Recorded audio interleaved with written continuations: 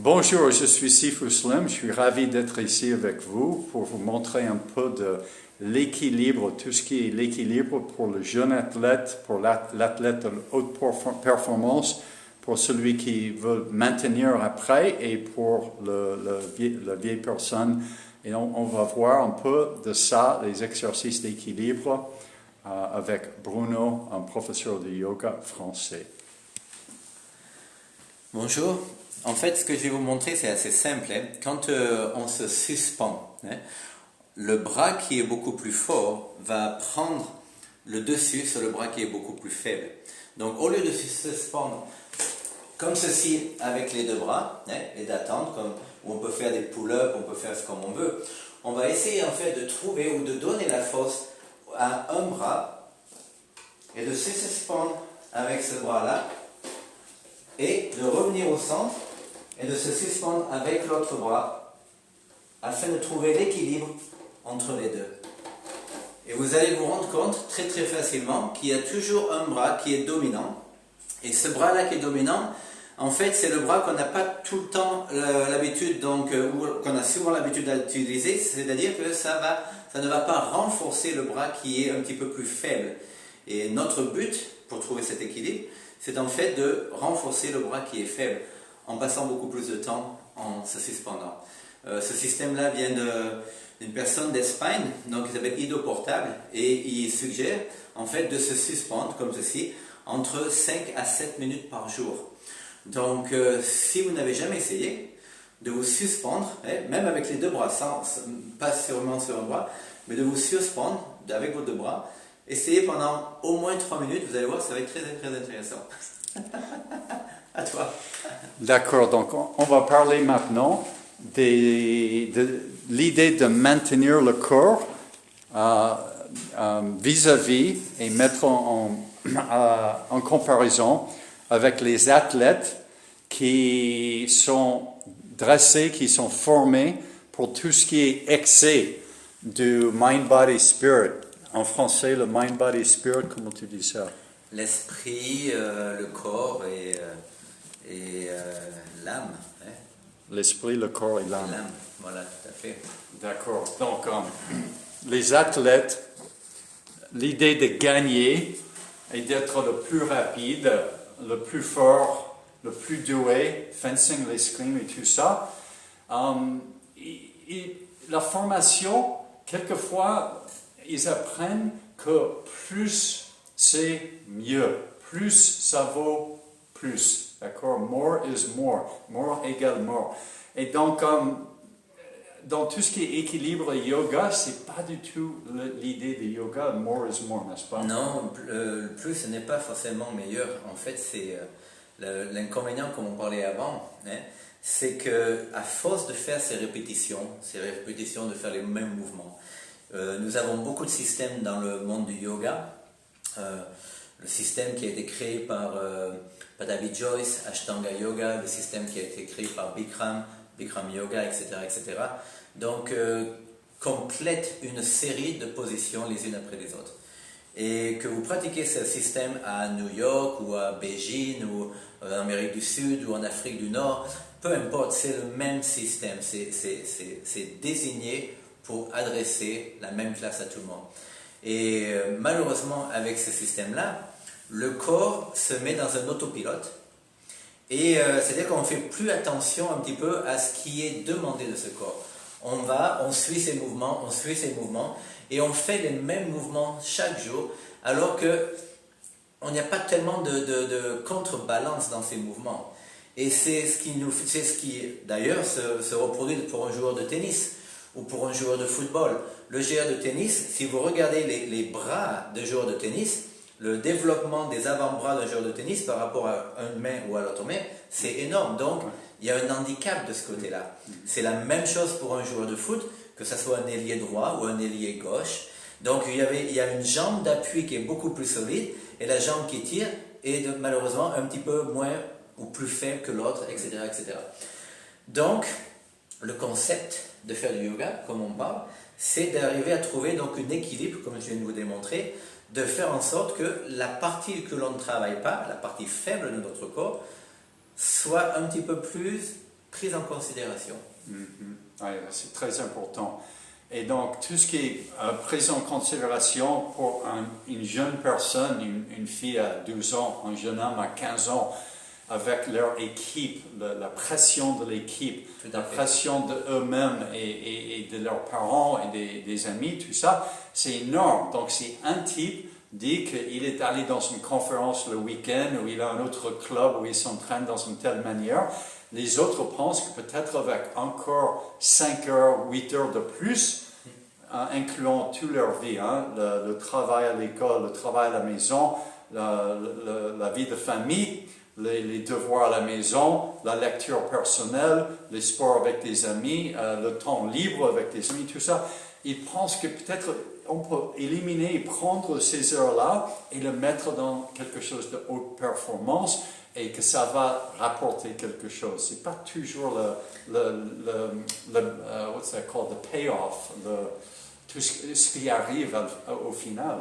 Mais malheureusement pour ces jeunes athlètes, surtout ces jeunes athlètes, c'est que ce qui se passe, c'est quand ils sont entraînés à faire ces mouvements, pour eux de trouver un équilibre va les rendre beaucoup plus faibles. Et c'est comme si vous prenez un jeune cycliste. Un jeune cycliste ne doit s'entraîner que à faire du vélo. Vous ne pouvez pas lui dire, ben non, voilà, sors de ton vélo et va commencer à courir. C'est pour ça que les triathlètes sont des gens exceptionnels, puisqu'ils sortent d'une natation de 3 km, ils vont courir ils vont faire du vélo pendant 120 km et ils vont finir avec un marathon. C'est un truc dément. Le Ironman. Le Ironman, c'est un truc, mais complètement en dehors de toutes les lois de la physique.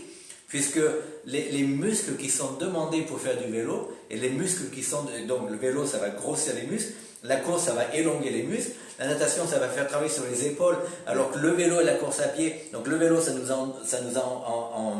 enroule en fait, ça nous fait contracter vers l'avant. La marche à pied, ça nous fait développer, mais c'est pas très bon pour les genoux et pour les hanches et pour le dos. Moi, je trouve que ça, c'est vraiment incroyable. Alors, si on pouvait avoir dans notre système d'éducation, surtout pour les jeunes, donc de dire à ces jeunes filles qui font du ballet, ben voilà, extérieur, extérieur, extérieur, extérieur, moi, je les vois beaucoup, ces jeunes femmes maintenant, qui ont entre 30 et 40 ans, qui viennent après 10, 15, 20 ans de ballet, qui finalement viennent au yoga. Elles ont une souplesse incroyable, mais cette souplesse-là ne marche que d'un côté. Elle ne marche pas de l'autre côté. Ouais. Donc l'équilibre, ce n'est pas dans l'idée de la haute performance pour tout ce qui est gagné, mais tout ce qui est soutenir les résultats et le corps et le cerveau et tout ça, l'esprit, c'est quelque chose où maintenant le bien-être est entré dans la question. Si quelqu'un veut avoir une grande carrière, Michael Jordan au basket, lui, il s'est mis dans l'année 4 ou 5 avec un personal trainer qui voyageait avec lui. Et ce n'était pas simplement pour gagner les muscles, etc. C'était pour tout du haut en bas, pour que ça marche pour le basket et pour son bien-être. Et donc, à la fin, il a eu une carrière très très longue avec des records peut-être imbattables, plusieurs records imbattables. Et maintenant, une vie, j'espère, de bien-être. Donc ça, c'est l'idée de former pour moi, selon moi, et dans ma 3e livre qui s'appelle Raising a Child Athlete, Things You Need to Know. Élever un jeune athlète, les choses importantes à savoir. Donc l'idée, c'est de donner ces notions d'équilibre pour le mindfulness, depuis le yoga, depuis les jours de repos, depuis l'alimentation, etc., méditation, tout pour que le jeune athlète au football, à l'escrime, au ballet, tout ça, ils savent se maintenir et qu'à la fin de leur journée, leurs années de haute performance, qu'ils ne s'arrêtent pas tout complètement et commencer le travail ou la famille ou quoi que ce soit, et ils oublient tout ce qui est mouvement et bien-être. Ça, c'est très commun. Et moi, j'aimerais changer ça pour les futurs jeunes athlètes. Qu'est-ce que tu en penses de ça? Je serais entièrement d'accord avec ça. D'ailleurs, il me tarde de voir quand le livre va sortir, puisque le yoga est assez nouveau dans le monde de l'Ouest, on va dire. On va considérer le monde de l'Ouest, les États-Unis et l'Europe. Et malheureusement, c'est tellement nouveau, on va dire que les 30 dernières années, ça a vraiment évolué. Les 15 dernières années, ça a été un boom incroyable, donc comme on en parlait grâce aux réseaux sociaux, etc. etc. Mais au jour d'aujourd'hui, on n'a pas assez de data pour nous dire comment ces gens-là vont évoluer avec l'âge. Comment ils vont se sentir, donc ces jeunes athlètes qui ont entre 10, 15, 20 ans de pratique dans le sport intense, qui commencent juste à pratiquer un petit peu le yoga, comment ces gens-là vont s'en sortir quand ils vont être dans leur soixantaine, 70 ans. Et ce qui est important, je pense, c'est de regarder, de faire donc de faire une étude de comparaison. Comment vous vous sentiez alors que prendre un joueur professionnel, comme tu disais, Michael Jordan. Mais voilà, Michael Jordan, maintenant, il est bien à la retraite, il a la simple... Presque la même que moi, 58, il a... Voilà, et bien, parlez à des gens comme ça, comment vous vous sentez, et dans 5-10 ans, parlez à des jeunes gens qui viennent derrière lui, en ayant implémenté dans leur pratique, donc un petit peu d'assouplissement, un petit peu d'étirement, un petit peu de poids, pour ne pas faire travailler toute cette gamme de muscles que le basket recommande, que le golf, peu importe. Et leur dire, mais voilà comment vous vous sentez maintenant. Et faire en sorte avec cette étude de voir l'évolution entre les deux athlètes au niveau performant. Oui, ça serait très, très, très intéressant à voir. Et l'idée aussi, c'est d'utiliser le crâne pour savoir comment réagir, comment vivre dans la vie du sport et la vie après le sport. C'est pas simplement pour mettre le paquet, comme on dit, put it all on the line, et sacrifier ton être pour un trophée ou pour de l'argent. Parce qu'après ça, à l'âge de 23 ou 27 ou 32, quand tu es à la retraite de la haute performance, qu'est-ce que tu as? Si tu n'as pas 50 millions de dollars comme Michael Jordan et Tiger Woods, qu'est-ce que tu vas avoir si tu as déjà mis le paquet de l'âge de 15 ans à 25 ans. Hein? C'est ça l'idée, c'est de ne pas voir les ex-athlètes avec des béquilles, avec beaucoup de cicatrices, avec la dépression et les problèmes d'alcool et d'addiction. C'est d'être équilibré. Et pour moi, il faut l'apprendre jeune, être stimulé par ça étant jeune. Qu'est-ce que tu en penses? Mais en fait, c'est le problème des jeunes athlètes. Quand ils se mettent à fond dans ce sport qu'ils ont choisi et qu'ils ont une petite réussite et qu'ils commencent à avoir des problèmes à droite et à gauche, ce qu'on fait, c'est on fait ce que j'appelle en anglais le quick fix. C'est-à-dire que le quick fix, c'est une opération, c'est des seringues de cortisone, etc., etc.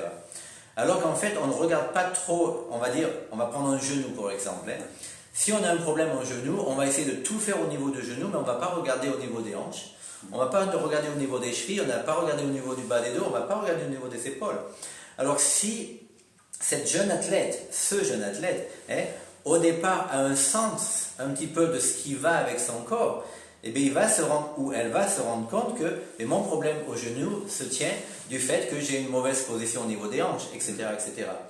Donc avec beaucoup plus de présentation, on peut éviter donc, ces problèmes, donc ces blocages, ces claquages au foot, etc., etc., ou au tennis, tous les joueurs de tennis qui ont des problèmes au niveau des coudes, les joueurs de football américain, ils ont toujours des problèmes au coude et au poignet, etc., les golfeurs, etc., etc.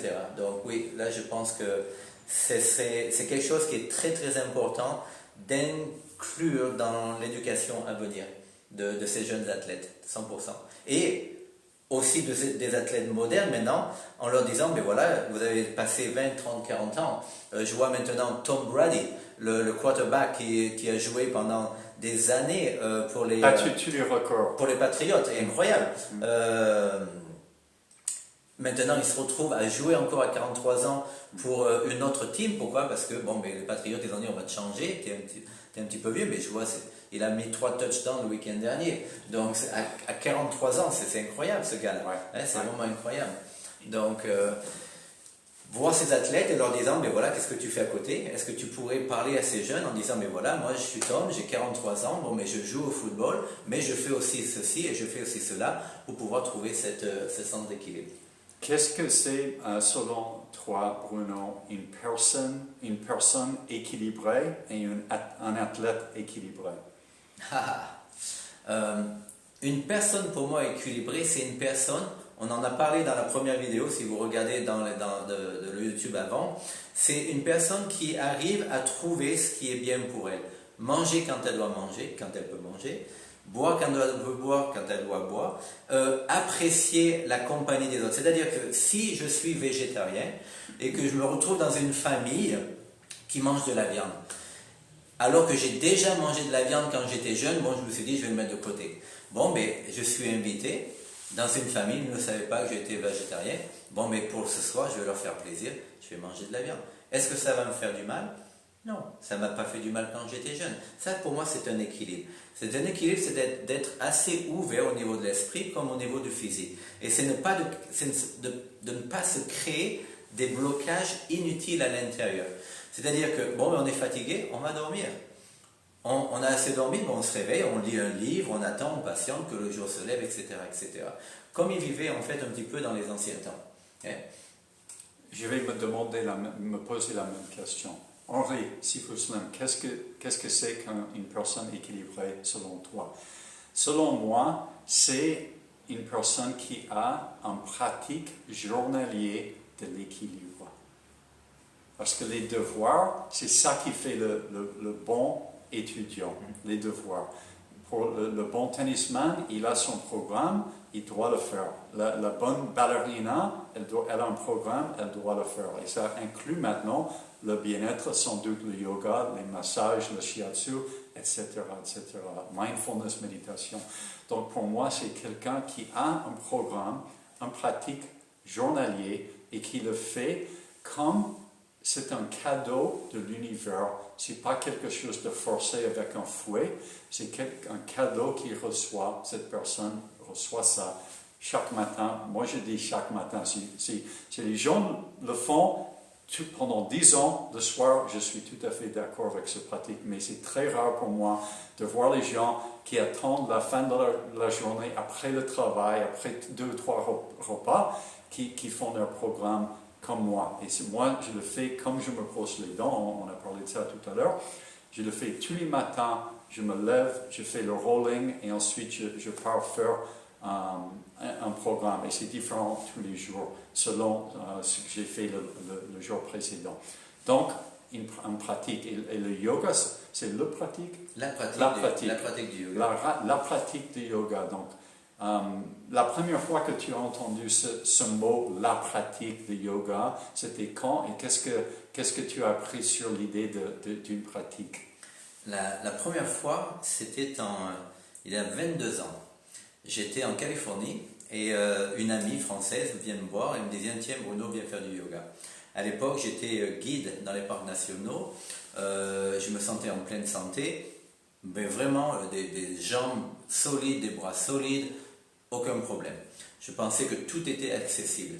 Et elle me dit, viens faire du yoga, viens faire du yoga. Et ma première pensée, je lui ai dit comme ça, non, je n'ai pas envie de m'asseoir, de croiser les doigts et de fermer les yeux et de chanter Om pendant 2 heures. Ça ne m'intéresse pas du tout. Je n'avais aucune patience avec mon corps. Il fallait que ça aille vite, il fallait que ça aille plus vite, il fallait que ça aille plus fort, il fallait que ça aille plus haut, plus loin.